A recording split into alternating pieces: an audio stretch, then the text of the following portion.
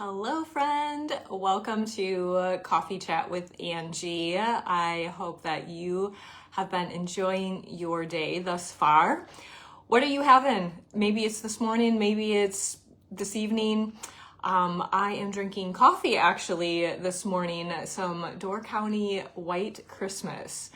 I definitely don't want White Christmas right now, but the coffee is delicious. So let me know what you're having this morning, or again, if you're catching the replay this afternoon or evening. I want to talk today about time. We all have the same amount of hours in the day, right? And so why does it feel like some people have all the time in the world and then some people, probably yourself, has no time at all? We're going to dive into that because it's all about how we manage our time. My name is Angie. I'm a personal strategy coach. I help driven working moms create rock solid systems at home so dinner isn't a last minute scramble, kids' logistics are not chaos, and self-care isn't an afterthought. So instead of guilt and exhaustion, you can finally feel present, energized, and in control of the life that you are building while having time for yourself. It does feel sometimes like a fairy tale, but it is true. It can happen, and I'm here to support you in all of that. So we have already talked about on Coffee Chat previously about time management a little bit, because saying yes to what's for you and saying no to what is not is truly time management.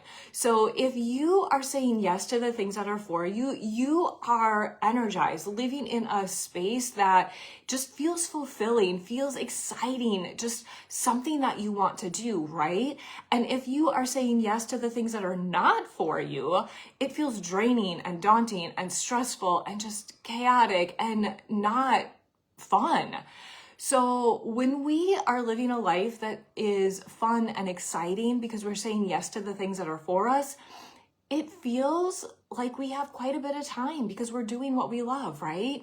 So that is one way to allow time to work for you.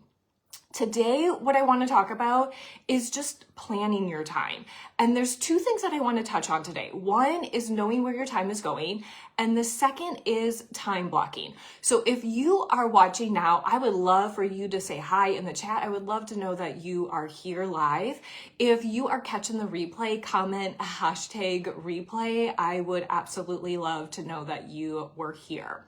So know where your time is going. That's the first step before we can even do any time blocking, just to be aware. Now, this isn't for a judging. This isn't to say, oh, I shouldn't be doing that or I should be doing that, because one thing that somebody thinks they shouldn't be doing, another person feels they should be doing, right?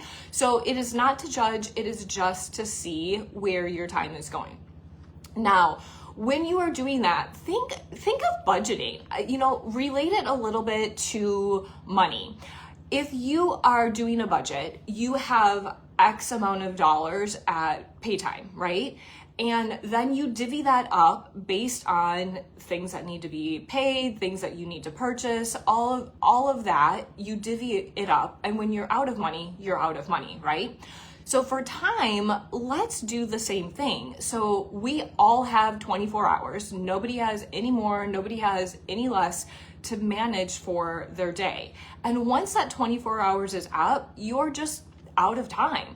So if you are looking ahead and you are putting in what you want to do with that time intentionally, that alleviates a lot of this reaction of, oh shoot, I forgot to do this, and having to get that done immediately and pulling from somewhere else, because you only have 24 hours. So if you are doing something that you forgot, you are pulling from somewhere else. You can't create another 5 hours in your day. That would be great. And when we manage our time, it does feel like that, but we literally cannot create another 5 hours. So that is the first step, is just to know where your time is being spent. Now, my personality cannot do it this way, but one of the ways that you can do it is you can look backwards and say, okay, from 6 to 7 in the morning, what did I do? From 7 to 8, what did I do? 8 to 9, etc. throughout your day yesterday. And that will just kind of make you aware. For me, I would be like, oh, from this time to this time, I made dinner. but I wouldn't have put in there the things that I did that were maybe smaller things, like emptying the dishwasher or scrolling on my phone, or, you know, just little things that you don't remember. So I have to do it in the present moment, where if I'm doing an audit, I guess you could say, of sorts, then I will go ahead and just, if you're not used to doing this, you can set a timer on your phone for every couple of hours just to check in. Or you could go ahead and just be like, oh, okay, what did I do with my time the last half hour or an hour? And just think back in that short duration and write it down so you know. Now, that's gonna allow you to, in the future, to judge it and say, okay, is there a better use of my time, or could I clump some things together and use it more wisely and allow your time blocking in the future to be more strategic? So that's the first thing. Know where your time is going. Now, the second thing is to do an actual time block. If you have a personality where you like to be spontaneous, stick with me, because it does allow you to have a lot more flexibility. And I know to start, it seems like it would feel rigid, but trust me, with me doing this the last several years, that it has allowed me so much more flexibility and freedom than if I wouldn't be doing this, because I'm not in reaction mode all of the time. So time blocking is where you take a chunk of time and you put in, you're doing this ahead of time. So you wouldn't be taking a chunk of time like immediately and being like, oh, for the next hour I'm doing this, and then after that hour is gone saying the next hour I'm doing this. You're going to be taking that chunk of time and you're going to go ahead and be looking ahead like a day or a week or however you want to do it. But that time you're going to block off and say, from this time to this time I'm going to do whatever, get ready for the day. This time to this time I'm going to prep dinner and eat as a family. This time to this time, I'm going to, whatever it happens to be, right? So then you'll have your day laid out for you and you'll be able to put that in play. Now you can do this in increments of whatever you like. Every like a half hour to 60 minutes works for me for time blocking, but for you that might be stressful right away. It might be where you're like, okay, I'm just gonna put in the morning. So let's do from say 6 in the morning until noon, and then we're gonna noon to 5, and then we're gonna do 5 to 10. And then you can kind of put in general what you'll be doing in that time frame. And then you can slowly make smaller increments. So whatever works for your personality, definitely start with that. Now, as you do that, you will see that you'll be able to switch things around. So right now, I may have something scheduled for 3 o'clock today, and something pops up. I will be able to say, okay, at 3 o'clock, I am to be doing this. Do I not want to do that and do this other thing that pops up? Would that fulfill me more? Would that be a better yes for me at that moment? And then adjust the thing at 3 o'clock that I had to put into either a different time frame, delete it altogether, bump it into next week, whatever it happens to be. So, or work later in the day when you weren't anticipating doing that and steal from someplace else, essentially, right? Because it's going to have to go somewhere. So it allows you to be proactive versus reactive with your day and be a lot less stressed. So let me go ahead and give you a real life example. This was my life probably about 10, maybe 15 years ago. And what would happen, it was when I was working outside of the home as an animal hospital, and I would have 1 day off a week. So of course, as the week was going on, I would say, oh, on my day off, I'm going to do this. On my day off, I'm going to do this. On my day off, I'm going to do this. So by the time my day off came, I had a list of like 4 or 5 things that I wanted to do because I had my day off. I had the whole day to complete this, right? And then I would get done with the entire day and look at my list and be like, I did one thing. And I would feel super upset with myself. I would be mad that that happened. I'm like, okay, well, next week I'll have to do that. And so next week would come on my day off and I would have a list again. Maybe it was less, maybe it was more. And I would go ahead and go through my list. And again, I did not complete it. I'm like, what the heck is wrong with me? Like, seriously, what is wrong with me? And so if you've ever been to my Chaos to Calm event that I do once a month live on a Saturday morning, you will know that that is my definition of chaos. Something that repeats itself over and over again. And it's frustrating. It just is like, why is it happening all the time? Why can't I get a handle on this? And so that was my area of chaos that I'm like, I am diving into this. And what I found was that I decided to take those 4 or 5 things, whatever was on my day off, and put it into a time block system. And when I did that, I was like, oh my gosh, there's no way on earth anyone would be able to get this done. I literally, outside of doing the things that you typically do on your day off, like eat meals, make dinner, maybe you have a dentist appointment because you can't fit it in any other day because you're working, and all of those things, there's no way. There was no way that it was going to happen. So I was beating myself up for something that was never going to happen to begin with. And that was a huge aha moment for me. So I was, okay, that makes more sense now why I can't complete all those things, right? So then I ended up planning out my days and putting things in to different time segments. And like I said, for me, an hour worked good.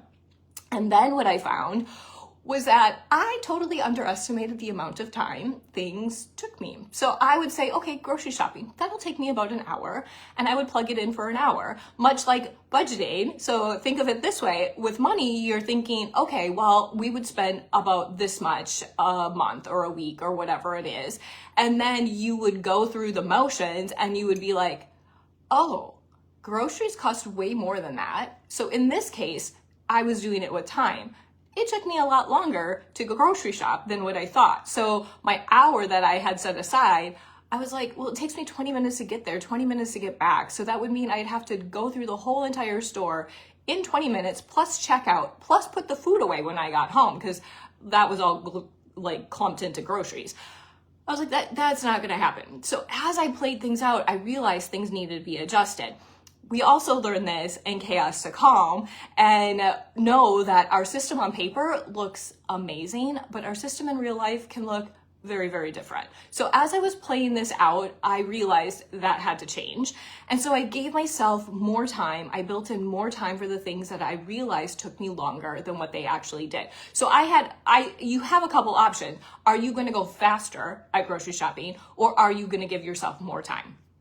Either way, it doesn't matter, whichever way you do it. For me, there was no way I was going to get grocery shopping, like the actual physical thing of grocery shopping and putting groceries away, done in 20 minutes. So I knew I needed to give myself more time.